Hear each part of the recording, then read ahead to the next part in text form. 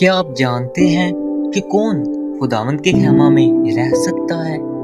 کون اس کے کوہ مقدس پر ٹھہر سکتا ہے؟ زبور نمبر 15 ایک آئینہ ہے جو ہمیں دکھاتا ہے کہ خدا کے حضور رہنے کے لیے پاکیزگی اور راست بازی کس قدر ضروری ہے۔ آئیے مل کر دیکھیں خدا کے کلام کی روشنی میں۔ اے خداوند، تیرے خیمہ میں کون رہے گا؟ تیرے کوہ مقدس پر کون سکونت کرے گا؟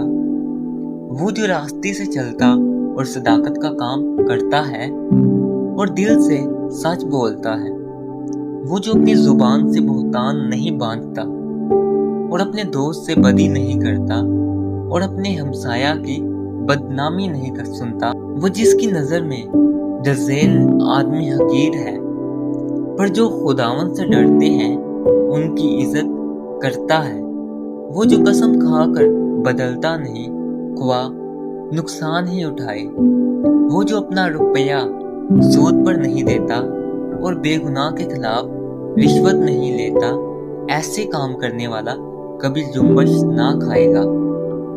آمین۔ زبور نمبر 15 ہمیں یاد دلاتا ہے کہ خدا کی حضوری میں صرف وہی ٹھہرتے ہیں جو سچائی سے چلتے ہیں اور اس کی راہوں پر وفادار رہتے ہیں۔ آئیں اپنی زندگی کو خدا کے حضور جھکائیں تاکہ اس کی روشنی میں ہم بھی قائم رہ سکیں۔ آمین۔ اگر آپ کو یہ ویڈیو اچھی لگی ہو تو ویڈیو کو لائک اور ہمارے چینل کلام خدا کو ضرور سبسکرائب کریں۔